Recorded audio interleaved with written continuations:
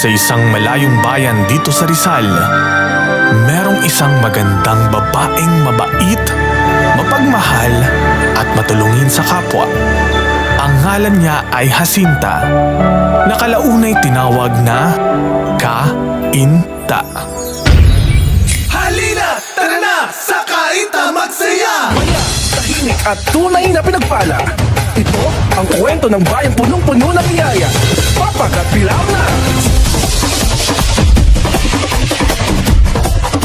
El aire que me da